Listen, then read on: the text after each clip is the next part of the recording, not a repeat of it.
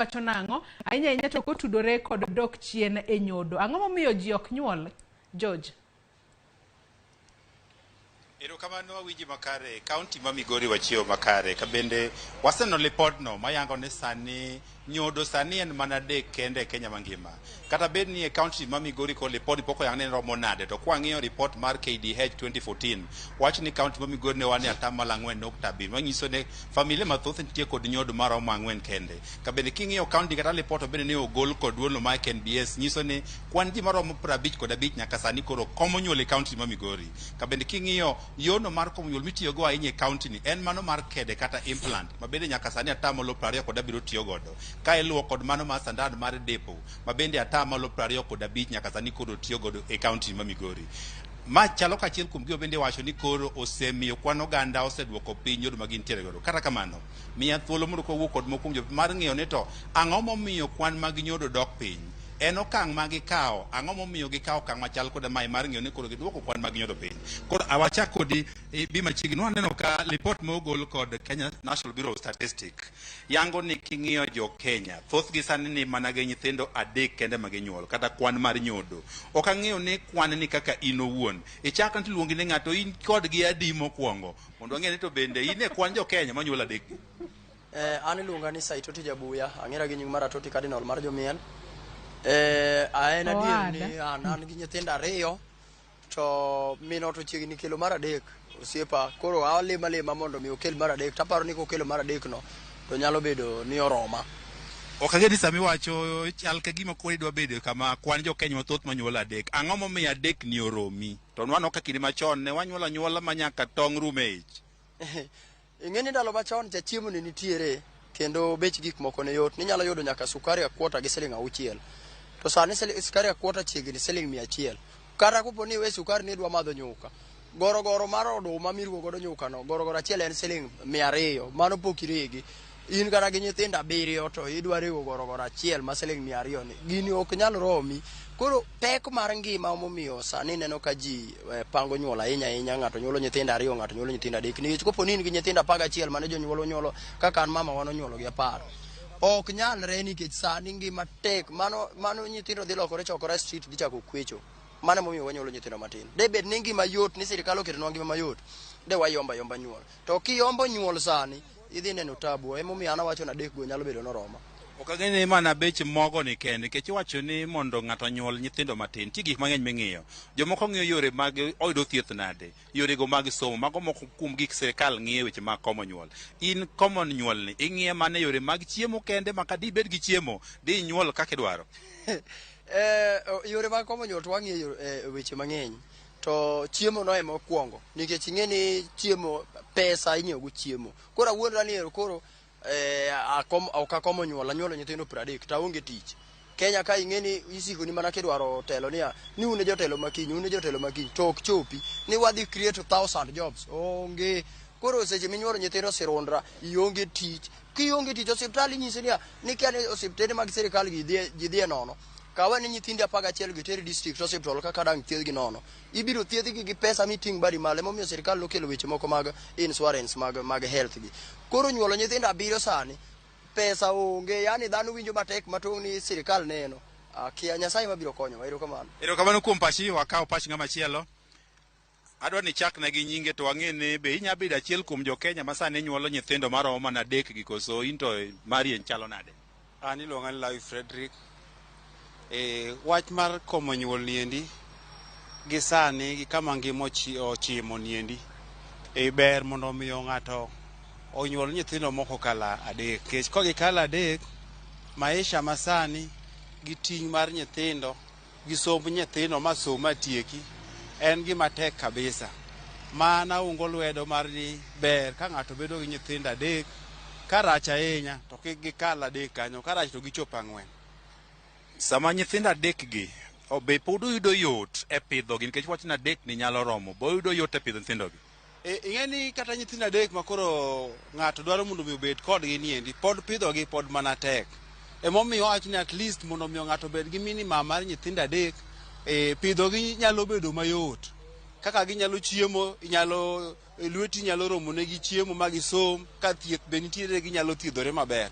Koro bedo gi nyithindo adek niendi onyalo bedo gi makare, to chutho winjo bed ni kata ng'ato bedo gi nyithindo ariyo mano orome, nikech sani maisha ma wantiere gi kama warie niendi otek. Kenya sani chorie mana Amerika ma ng'ato bedo mana gi nyithindo ariyo to orome aroma niendi, nikech kaka ibed gi nyithindo kata kaka ndalo machon ng'ato nyalo bedo kata gi nyithindo 10, 12, 11, nikech ne nitiere yot mar ngima ne yot kabisa, maisha ne yot, kendo wach mar chiemo gi somo gi endi ne nono.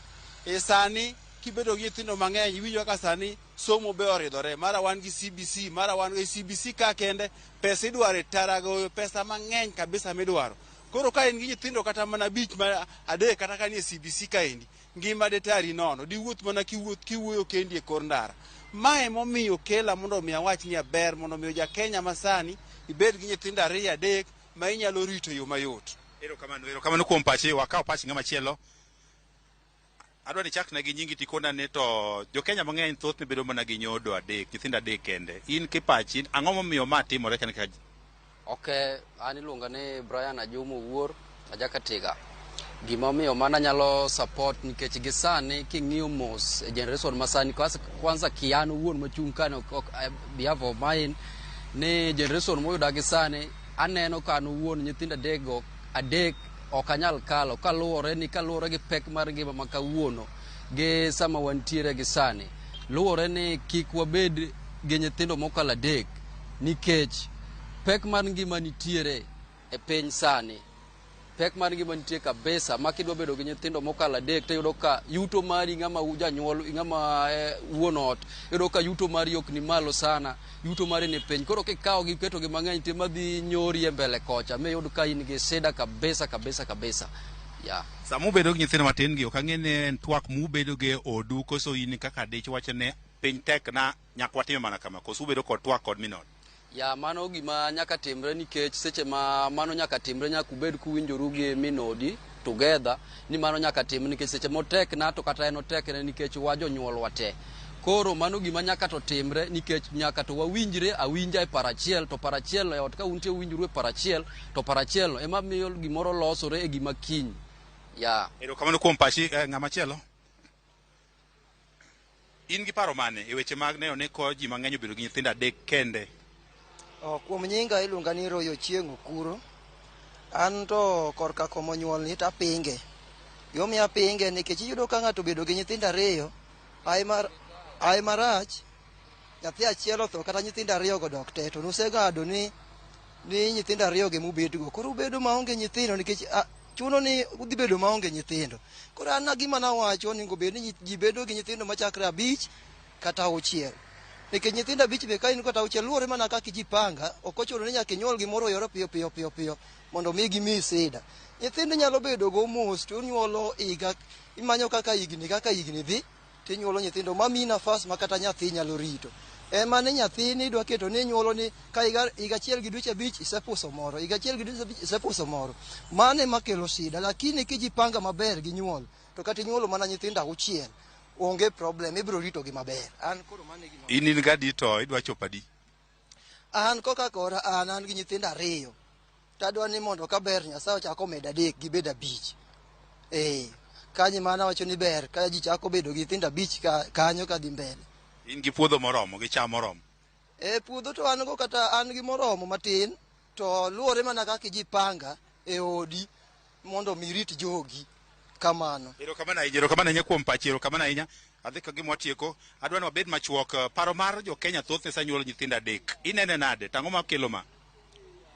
Mokwongo an iluonga ni Emmanuel Ochieng' Onuna, do daher mar ungo komo nyuol nikech komo nyuol kelo yot nikech mokwongo nyaka iwinjri gi minodi nyuol te ikawo okang' nikech samoro nyalo nyuolo nyithindo mang'eny ewi wadgi kelo moro, kata nanga nyalo ingi ng'iewo, kata mana wuoche nyalo ingi ng'iewo, ma samoro jirandi moro machiegni koko konyi to nyithindo nyalo lile marach liare kanyo ma be keth nyingi kayem nono. Koro omiyo an kikora daher mar ungo komo nyuolne en gima ber malich mokadho. Erokamano. Kaw pachi ng'ama ogik. Adwa ni chakna gi nyingi to paro ma jo Kenya mang'eny nyuolo nyithindo adek. In kaka in owuon bineno ka mae gima ber, in owuon bineno ka ang'o ma nyame jo Kenya mang'eny koro dwa mana nyuolo nyithindo adek kende. Gi nyinga iluonga Hilario Wino, tatemo kadok korka komo nyuol, an anyalo pinge kaluwore ni ober ne jomoko to rach ne jomoko. Korka kora an apinge nikech aneno ni ka sani onego bed ni nyuolo nyithindo kaluwore kaka Nyasaye omiyi mondo mi inyuol nyithindi moromore. To komo nyuolno jomoko kome kaluwore to pod inyalo mana nyuolo nyithindi mang'eny kata matin nikech kipango nyuol kendi maber to imiyo nyithindo gaps kaka gidongo pod nyalo konyi nikech ngima to tek. Yes, otek kata mana lope iyudo nyithindo dok chien, ok kaka chon ne en lo maduong' inyuolo nyithindo madongo, to kata nyuolo nyithindo mang'eny sani lope nyithindo ok nyal chamo, nyithindo nyaka in mana nyaka provide negi. Koro ka ng'ade machiek ni komo nyuol ok mora to mana inya pange kin kaka ng'ama janyuol. Koro kaka in tije panga nade, idwaro nyithindo adi tije panga nade? An gi nyithindo 2 to adwa ni gibed kang'eny to 4 kata 5 kaluwore kaka an. Yes. Iwacho ne pek mar ngima omiyo jo Kenya mosewacho ne pek mar ngima omiyo gi komo nyuol. In pek mar ngima ni binene koso sama ikiro gi 4 kadhi mbele bineno kidhido pek moro amora? Pek nyalo bedo na kata ne minoda kaluwore kaka wapange. Kikome e yo mowinjore to pek ok nya bede, kiluwo kaka pek nyalo bede. Yes. Erokamano, inyalo winjo mano moko kuom pach oganda e kaunti ka bende nitie moko bende nyaka sani koro siro parono mar bedo kod nyodo maromo adek kende. Ka moko bende koro wacho ni ma ok paro makare nikech giwacho ni mae luwore kaka in owuon koro iritori kaka iikori mar pidho nyithindogi. Mago mawuok e kaunti ma Migori kochakore sani. Erokamano ahinya Juma ka intiere kaunti ma Migori kono wawinjo jo Migori kaka